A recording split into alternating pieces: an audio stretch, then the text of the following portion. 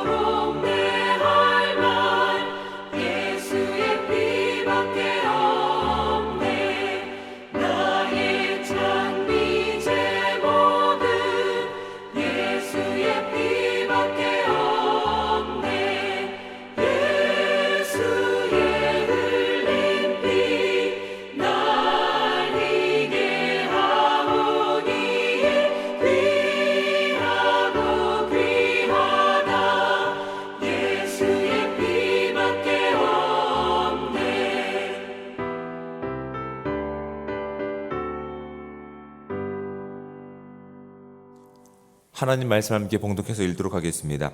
우리가 함께 볼 하나님의 말씀은 신약성경 마가복음 14장 22절부터 31절까지 말씀입니다. 가능하신 분들은 저와 함께 한 목소리로 31절까지 말씀을 합독해서 읽도록 하겠습니다. 그들이 먹을 때에 예수께서 떡을 가지사 축복하시고 떼어 제자들에게 주시며 이르시되 받으라, 이것은 내 몸이니라 하시고 또 잔을 가지사 감사 기도하시고 그들에게 주시니 다 이를 마시매 이르시되 이것은 많은 사람을 위하여 흘리는 나의 피 곧 언약의 피니라. 진실로 너희에게 이르노니 내가 포도나무에서 난 것을 하나님 나라에서 새 것으로 마시는 날까지 다시 마시지 아니하리라 하시니라. 이에 그들이 찬미하고 감난산으로 가니라. 예수께서 저자들에게 이르시되 너희가 다 나를 버리리라. 이는 기록된 바 내가 목자를 치리니 양들이 흩어지리라 하였음니라. 그러나 내가 살아난 후에 너희보다 먼저 갈릴리로 가리라. 베드로가 여짜오되 다 버릴지라도 나는 그리하지 않겠나이다. 예수께서 이르시되 내가 진실로 내게 이르노니 오늘 이 밤 닭이 2번 울기 전에 내가 3번 나를 부인하리라. 베드로가 힘있게 말하되 내가 주와 함께 죽을지언정 주를 부인하지 않겠나이다 하고 모든 제자도 이와 같이 말하니라. 아멘. 다시 한번 31절까지 말씀을 우리가 묵상할 텐데 제가 2가지 질문을 드리겠습니다. 2가지 질문을 마음 가운데 깊이 생각해 보시면서 본문을 묵상해 보시기 바랍니다. 첫 번째는 우리는 언제 감사합니까? 라고 하는 질문입니다. 우리는 언제 감사합니까? 두 번째는 주님과 함께하기 위해서 내가 할 수 있는 일은 무엇인지를 한번 진지하게 고민해 보시기 바랍니다. 다시 한번 제가 31절까지 말씀을 봉독해서 읽어드릴 텐데 여러분들은 눈을 통해서 본문을 묵상해 보시기 바랍니다. 그들이 먹을 때에 예수께서 떡을 가지사 축복하시고 떼어 제자들에게 주시며 이르시되 받으라 이것은 내 몸이니라 하시고 또 잔을 가지사 감사 기도하시고 그들에게 주시니 다 이를 마시매 이르시되 이것은 많은 사람을 위하여 흘리는 나의 피 곧 언약의 피니라. 진실로 너희에게 이르노니 내가 포도나무에서 난 것을 하나님 나라에서 새 것으로 마시는 날까지 다시 마시지 아니하리라 하시니라. 이에 그들이 찬미하고 감난산으로 가니라. 예수께서 제자들에게 이르시되 너희가 다 나를 버리리라. 이는 기록된 바 내가 목자를 치리니 양들이 흩어지리라 하였음니라. 그러나 내가 살아난 후에 너희보다 먼저 갈릴리로 가리라. 베드로가 여짜오되 다 버릴지라도 나는 그리하지 않겠나이다. 예수께서 이르시되 내가 진실로 내게 이르노니 오늘 이 밤 닭이 2번 울기 전에 내가 3번 나를 부인하리라. 베드로가 힘있게 말하되 내가 주와 함께 죽을지언정 주를 부인하지 않겠나이다 하고 모든 제자도 이와 같이 말하니라. 아멘. 이제 주님께서 온 인류를 위해서 이렇게 십자가를 지시기 전에 제자들과 함께 이제 유월절 절기의 만찬 저녁 식사를 함께 하시는 장면이 오늘 본문 가운데 있습니다. 유월절 만찬이라고 하더라도 예수님께서 이들과 함께 나눴던 이런 식사 내용들은 화려한 불고기 같은 것이 아닙니다. 특별한 이렇게 우리가 잘 먹는 어떤 그런 것들이 아니라 유월절의 의미, 그러니까 즉 죽음을 그렇게 보지 않고 죽음이 넘어가는 그 유월절 절기를 지키기 위해서 이제 하나님께서 그들 가운데 명령하신 그런 어떤 절기 음식들입니다. 그러니까 일반적이고 보편적이고 과거에 그들이 어떠한 인생을 살았는지를 회상할 수 있는 그런 어떤 절기에 대한 음식들입니다. 그리고 지금 예수님이 이 빵과 이제 포도주를 나누시는 이런 음식들은 화려하거나 어떤 사람들이 부러워할 만한 음식이 아니라 우리가 일반적으로 먹는 음식입니다. 우리는 주식으로 쌀과 국을 먹지만 이들은 건조한 지역이기 때문에 쌀을 재배할 수가 없어서 주로 이제 밀을 통해서 빵을 만듭니다. 유월절 이런 식사는 이렇게 부풀린 부드러운 빵이 아니라 말 그대로 제대로 시간이 없이 급하게 준비해야 되는 빵이기 때문에 딱딱한 빵입니다. 먹기엔 딱딱한 빵입니다. 수분이 하나도 없기 때문에 우리식으로 이 빵을 먹기 위해서는 찢을 수 없습니다. 찢는 이런 행위는 빵에 나름대로 수분이 남아있을 때 찢는 것이지 수분이 하나도 없는 빵은 말 그대로 부셔야 되는 겁니다. 부시고 나서 그 다음에 나눠서 먹을 수가 있는 겁니다. 지금 여기서 나누시는 이 빵은 일반적인 음식일 뿐만 아니라 수분이 없기 때문에 부셔야지만 먹을 수 있는 빵이고, 또한 포도주도 마찬가지입니다. 그들은 국이 없기 때문에 딱딱한 어떤 음식을 먹을 때, 또한 고기를 먹을 때 그렇게 연육작용을 위해서, 또한 몸의 어떤 수분을 위해서 주로 마셨던 음료가 이제 포도주입니다. 이제 그것이지 뭐 특별하게 어떤 무엇을 하기 위해서가 어떤 특별한 음식이 아니라는 사실을 우리가 분명히 좀 기억을 하셔야 됩니다. 이 마지막 이 6월절 만찬이라고 하지만 그들이 먹고 마셨던 음식들은 보편적인 음식들입니다. 그 일반적인 음식을 이제 먹고 마실 때 예수님께서는 이제 새로운 그 생명을 가지고 있는 자들이 이제 어떠한 삶을 살아야 되는지 늘 먹고 마시는 이 보편적인 일을 통해서 그들이 기억하기를 바라셔서 이 마지막 6월절 만찬을 그들과 함께 나누고 계십니다. 그리고 그 딱딱한 빵, 수분이 없는 빵을 부수신 후에 나눠 주십니다. 마치 십자가에서 자신의 몸을 부수셔야, 완전히 파괴시켜야 이 땅에 복음이, 또한 이 땅에 생명이 주어지는 것을 그들이 먹고 마시는 이 일을 통해서 각인하고 기억할 수 있는 일을 위해서 그렇게 부수시고 나서 나눠 주십니다.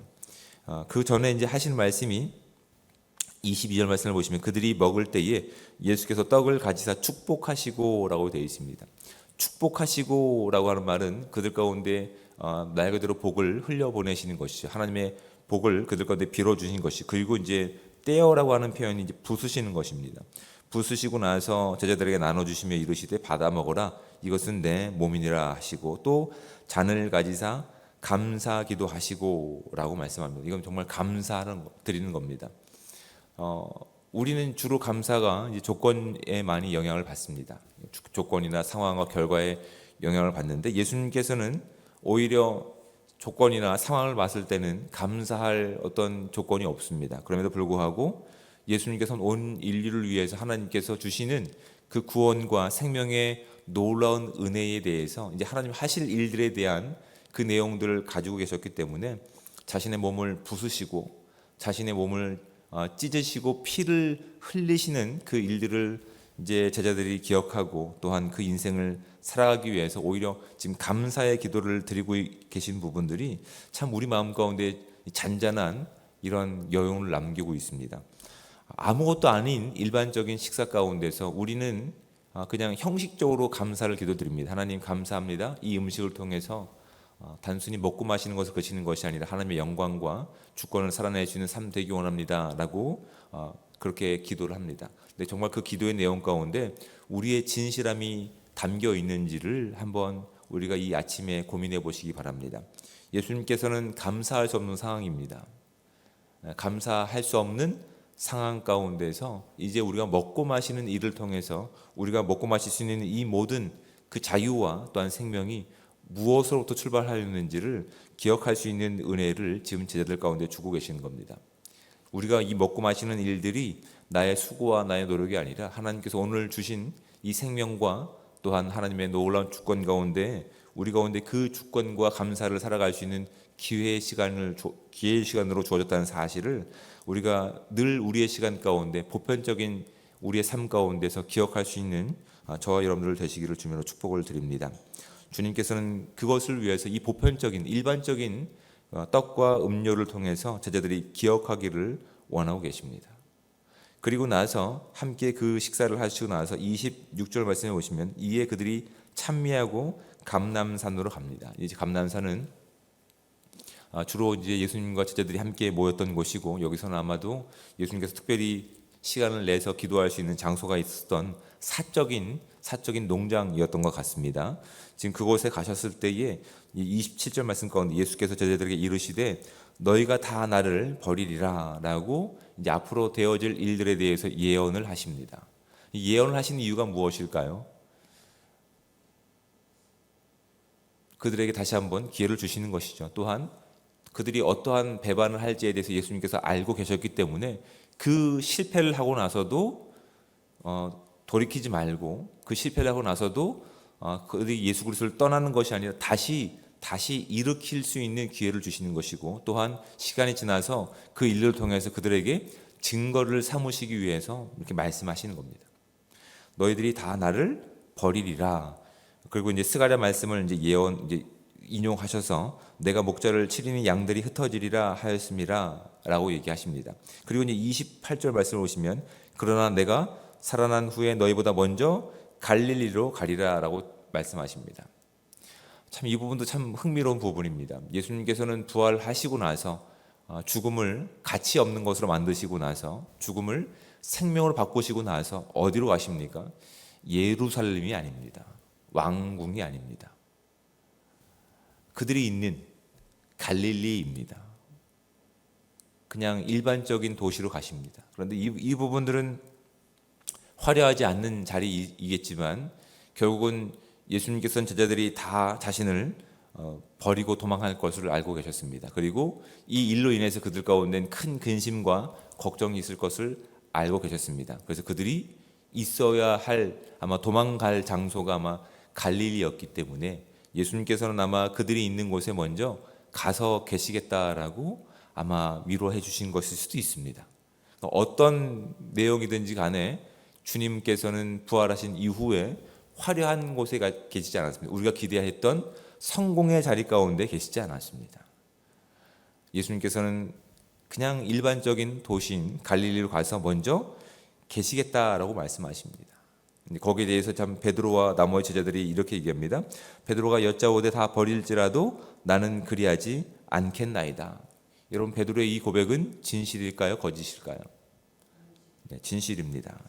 진실입니다. 우리가 늘 고백하는 것처럼 우리도 주님을 버리지 않겠다라고 진실을 마음을 정말 다 고백을 합니다. 그런데 예수님께서는 이렇게 말씀하십니다. 예수께서 이르시되 내가 진실로 내게 이르노니 오늘 이 밤 닭이 2번 울기 전에 아니 아침이 오기 전에 네가 나를 3번 부인하리라. 31절 말씀을 보십시오. 베드로가 힘있게 말하되 내가 주와 함께 죽을지언정 주를 부인하지 않겠나이다 하고 모든 제자도 이와 같이 말하니라. 지금 베드로와 나머지 제자들이 말한 이 고백한 말은 진실입니다. 분명히 진실입니다. 하지만 예수님께서는 분명히 말씀하십니다. 지금 예수님께서 걷고 계신 이 십자가의 길은 그들이 가지고 있는 결단과 의지로는 갈 수 없는 길이라고 말씀하십니다. 그들이 진실이 아니었던 것이 아닙니다. 그들은 진실했습니다. 하지만 이 십자가의 길은 그들이 가지고 있는 확신과 결단과 의지로 갈 수 있는 길이 아니라 갈라디아서 2장 20절에 있는 말씀처럼 내가 그리스도와 함께 십자가에 죽은 자들만 갈 수 있습니다. 이미 주님께서 우리 가운데 허락하신 그 죽음, 우리가 가지고 있는 죄의 결과인 죽음을 예수님과 함께 죽은 사람들만 우리가 비로소 새로운 존재가 되어서 새로운 생명에 대해서 주님과 함께 그 십자가의 길을 걸을 수 있음을 예수님께서는 분명히 말씀해 주고 계시는 겁니다. 여러분, 십자가에서의 죽음은 우리의 의지와 결단으로 되는 것이 아닙니다.